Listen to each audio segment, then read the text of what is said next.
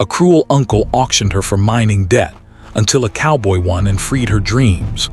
Eliza was only 17 when the world she knew quietly fell apart. She did not wake up one morning and find her life broken in a dramatic way. Instead, it happened slowly, like dust settling after a collapse, until everything familiar felt heavy and hard to breathe in. She lived in a small mining town where the ground was dry, the wind never rested, and hope was something people spoke about in the past tense. The houses were close together, but the hearts inside them were distant.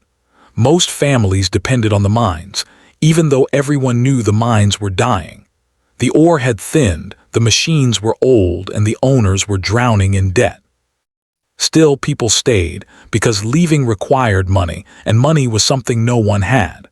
Eliza's parents had once believed they would leave. Her father used to talk about greener land and schools where roofs did not leak.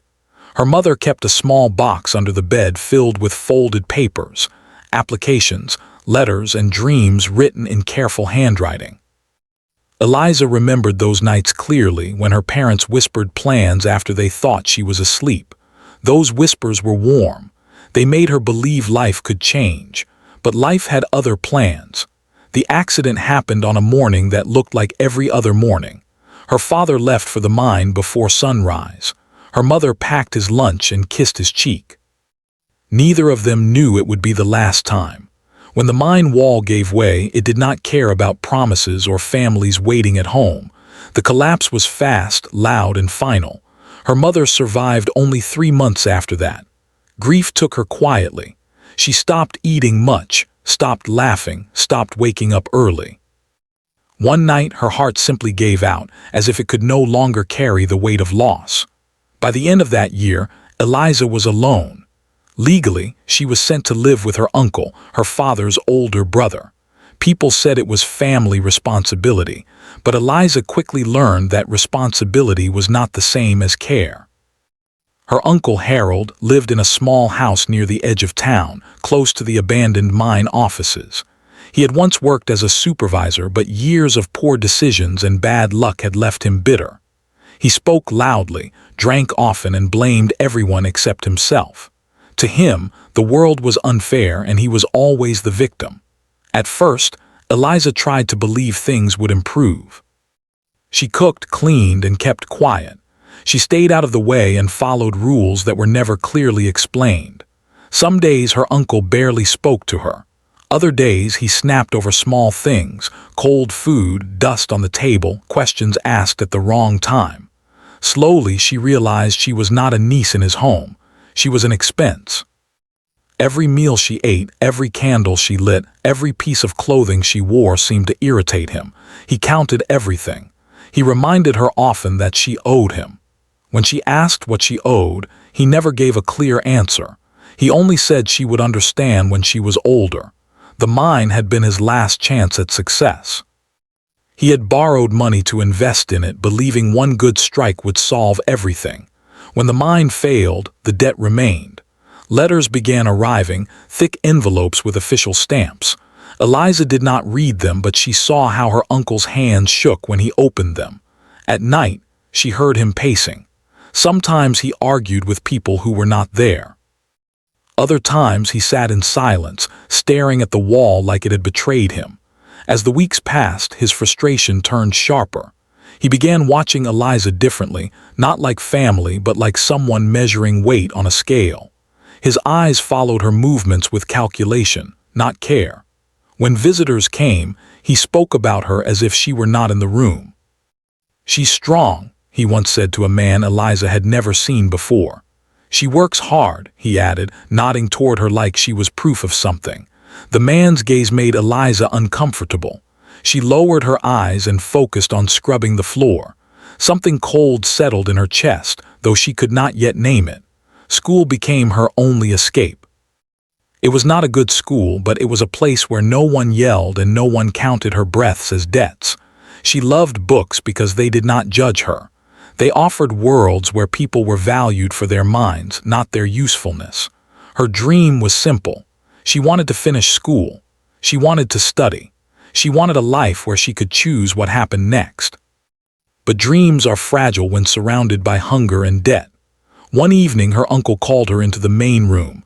His voice was calm, too calm. That scared her more than shouting ever had. "Sit," he said. She sat. He talked about money, about how hard life was, about how he had sacrificed for her.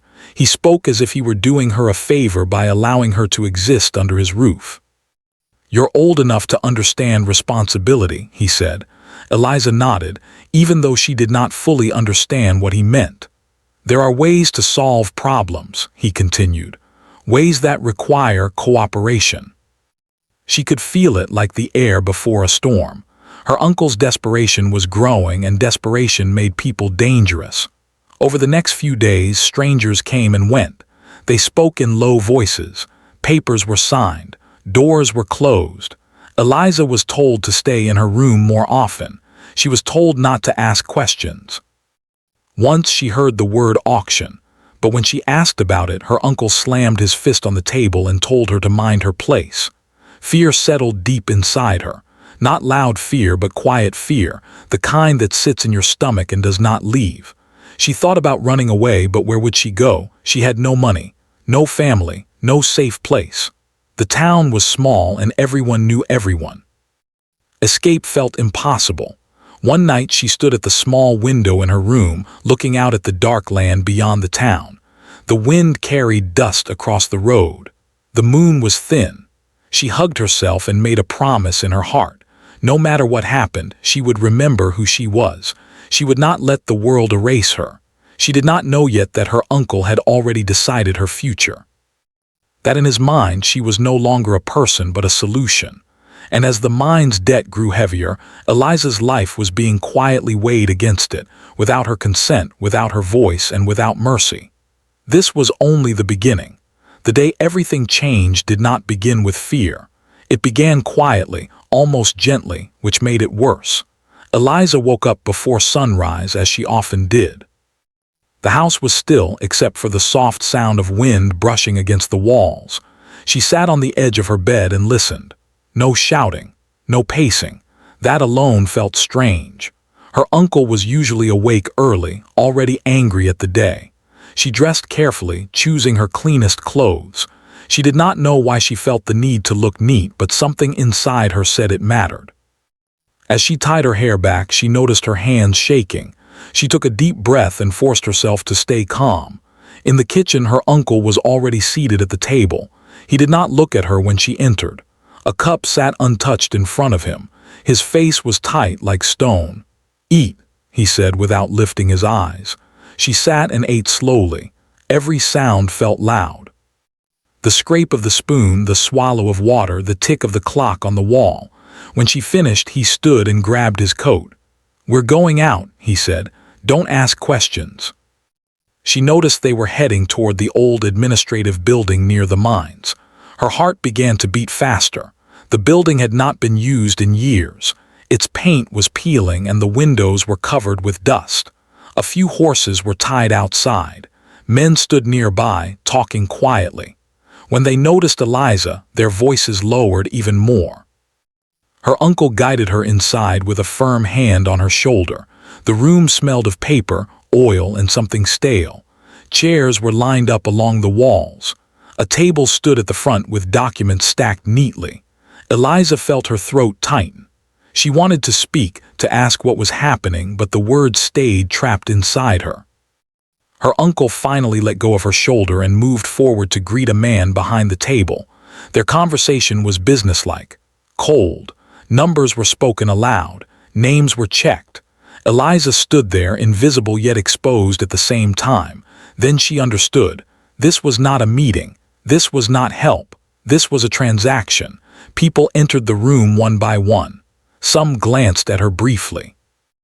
Others looked longer, as if examining something for sale. She felt smaller with each look. Her skin prickled. Her chest felt tight, as if the air itself had grown heavier. No one explained anything to her. No one asked if she agreed. Her uncle did not look at her once. When the bidding began, she did not fully understand the process, but she understood the meaning. Each raised hand felt like another door closing. Each spoken amount felt like a step farther away from the life she dreamed of. She tried to focus on breathing. In and out. In and out. She thought of her mother's voice. She thought of books and classrooms and mornings filled with hope. She thought of the promise she had made to herself by the window. Tears burned her eyes, but she refused to let them fall. She would not give them that. Her uncle's face remained stiff. Relief flickered across it every time a number rose higher. This was his escape. This was how he planned to survive. At one point, a man stood and raised his hand confidently. The room went quiet. Eliza's heart dropped. She felt dizzy. But then another voice spoke. It was calm. Steady, different. The man who spoke did not look like the others. His clothes were simple, dust clung to his boots. His hat was worn, not for show but for use. His eyes were serious, not greedy. Eliza looked at him without realizing she was doing so. The number he offered silenced the room. Whispers followed. Some men frowned. Others shook their heads. This was more than expected. More than necessary. The final call was made. The room settled into an uneasy stillness. The man had won. Eliza felt nothing at first. Not relief, not fear, just emptiness. Like her body had decided to protect itself by feeling nothing at all. Her uncle exhaled deeply. His shoulders relaxed for the first time in months. He shook the man's hand without hesitation. Papers were passed across the table. Signatures were made. Stamps pressed down with finality. Eliza watched it all, feeling disconnected from her own body. This was happening to her, but not with her. When it was over, the man finally turned toward her. He removed his hat, holding it respectfully in his hands. "You all right?" he asked. No one had asked her that in a long time. She nodded slowly, unsure what to say. Her voice felt lost. Her uncle cleared his throat. "She'll go with you today." "That's not how this works." The debt was settled. There were no conditions forcing Eliza into anyone's control. Her uncle's anger exploded, but it was useless. His power was gone. Eliza felt her knees weaken. She had been holding herself together for so long that the sudden release felt overwhelming. The man stepped closer, careful not to frighten her. "My name is Caleb," he said. "You can decide what comes next." He did not rush her. He did not touch her. He waited. She looked back at the building one last time. The walls that had witnessed her fear now seemed smaller. She turned forward again. For the first time since her parents died, she felt something close to hope. Not loud hope, not certain hope, but enough to take the next step. And that was more than she had been allowed to have before. Eliza did not know what freedom was supposed to feel like. She had imagined it many times, but the real thing felt strange, almost unreal. As she stood outside the old building, the wind touched her face, and for a moment she wondered if she would wake up and find herself back in her small room at her uncle's house. Caleb did not rush her. He stood a few steps away, his horse tied nearby, watching her with quiet patience. He did not ask questions. He did not tell her what to do. That alone made her chest feel lighter. After a long silence, he spoke softly. "You don't have to decide anything right now." They began walking through town. People stared. News traveled fast in a place like this, and curious eyes followed them from doorways and windows. Eliza kept her gaze forward. For once, she was not being pulled or pushed. She was walking by choice. Caleb led her to a small cafe near the edge of town. It was nothing special, just a few wooden tables and the smell of warm bread. But to Eliza, it felt like a safe place. They sat near the window. Caleb ordered food and water without making a show of it. When the plate was set in front of her, Eliza hesitated. "You can eat," he said gently. "No one's counting." Caleb did not comment, he simply waited. After a while she spoke. Her voice was quiet but steady. "Why did you do it?" He looked tired, sun-lined, honest. Someone who had worked hard and learned when to speak and when not to.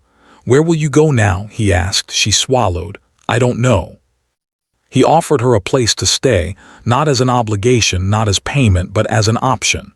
"You don't owe me anything," he said firmly. "If you come, it's because you want to. If you leave someday, that's fine too." The ranch was not the future she had imagined, but it was a place to breathe, a place to think. "I'll come," she said at last. The journey to the ranch felt longer than it was.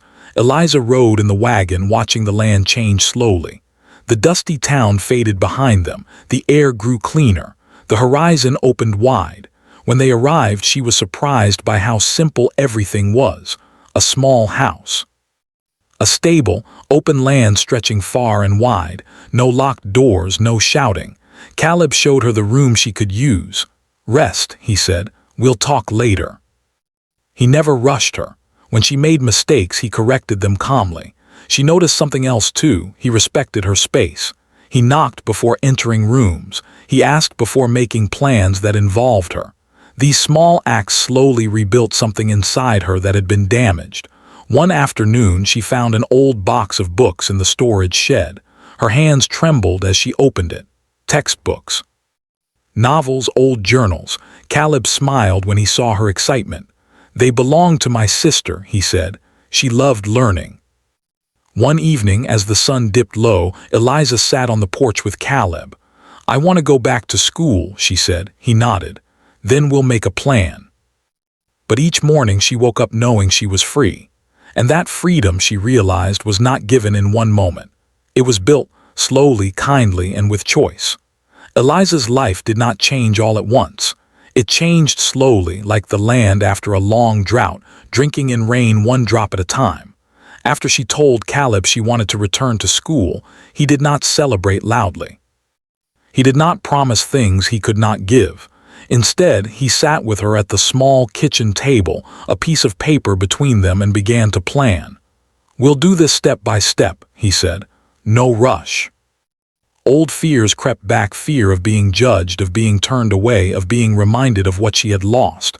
But Caleb stayed quiet beside her, steady and calm. Inside the office, the woman at the desk asked questions. Name, age, past schooling. Eliza answered carefully. Her voice shook at first, then grew stronger. When the woman looked up and smiled, something inside Eliza loosened. "You can enroll," the woman said. "It won't be easy, but you can do it." Mornings were early. Work was honest and tiring. Eliza learned how to care for animals, how to mend things instead of throwing them away, how to trust her hands again. Caleb never treated her like someone fragile. He also never treated her like she had to prove herself. He simply treated her like a person learning her way. Some evenings they sat on the porch without speaking. Other nights they talked about simple things, the weather, the land, stories from the past. Caleb spoke little about himself, but when he did, it was thoughtful. One night, Eliza finally asked, "Did you ever regret what you did?" "I did it because I couldn't live with myself if I didn't." Not because she forgot, but because she no longer lived inside it. One afternoon, a letter arrived addressed to her. Her hands trembled as she opened it. It was from the school, congratulating her on her progress and offering a small scholarship for continued study. Eliza read it 3 times to make sure it was real. When she showed Caleb, he smiled, not wide, not proud, just warm. "You earned that," he said. That night, Eliza cried quietly in her room, not from pain, but from relief, from pride, from knowing she was becoming someone her parents would have believed in. She began helping younger students at school, sharing notes, explaining lessons. For the first time, she saw how her past struggles gave her patience and understanding. She was not just surviving anymore. She was giving back. There were moments of doubt, days when the work felt too heavy, nights when old memories returned uninvited. But now she had tools to face them, education, choice, and a safe place to stand. One evening, as the sky turned gold, Eliza walked the fence line alone. She realized something important. Freedom was not just being saved. Freedom was being trusted with her own life. Caleb had never tried to control her path. He had only cleared the way and stepped back. That, she understood, was real kindness. As she looked out over the land, Eliza smiled softly. Her dreams were no longer trapped in whispers. They were walking beside her now, steady, patient, and finally free. Time did not rush forward after that. It moved gently, allowing Eliza to grow into her life instead of being pushed through it. The seasons changed, and with each change, Eliza noticed how different she felt inside. The fear that once lived in her chest no longer controlled her steps. It still appeared sometimes, like a quiet reminder of where she had come from, but it no longer decided where she would go. School became more than a goal. It became part of who she was. She woke early, studied late, and asked questions without shame. Learning no longer felt like something she had to fight for. It felt like something she deserved. Her teachers noticed her determination. They spoke of opportunities beyond the small towns and open land. At first, those words felt too big, too distant. But slowly, Eliza allowed herself to believe them. At the ranch, life stayed steady. Caleb never changed the way he treated her. He never reminded her of what he had done for her. He never asked for thanks. His kindness stayed quiet and consistent like the land itself. People in nearby towns began to hear her story, though not in the way it truly happened. Some exaggerated it. Some misunderstood it. Eliza learned that she did not need to correct everyone. The truth lived in her, and that was enough. One afternoon, a young girl from school asked her, "How did you get so strong?" A letter arrived offering her a place in a college far from the ranch. When she held it in her hands, her heart raced, not with fear but with excitement. That night she sat with Caleb on the porch, the letter folded neatly between them. "I think I'm ready," she said. He nodded slowly. "I know you are." When the day came for her to leave, the morning was quiet. Eliza packed her few belongings carefully: books, clothes, memories. She walked through the ranch one last time, touching the fence, the doorway, the land that had held her while she healed. Caleb handed her a small envelope. Inside was a note and a modest amount of money. "For emergencies," he said. "And for confidence." She spoke up when something felt wrong. She never forgot where she came from, but she refused to live there again. Years later, when people asked her about the past, she spoke honestly, but not bitterly. She spoke about choices, about kindness, about how one moment of humanity could change a lifetime. She spoke about how dreams do not die easily. They wait. They survive. And when given even the smallest chance, they grow. And somewhere far from the noise of debt and fear, a quiet cowboy continued his life, never asking for recognition, knowing that sometimes the greatest thing a person can do is step in, and then step aside. Eliza carried that lesson with her always. Her story was never about being saved. It was about being seen.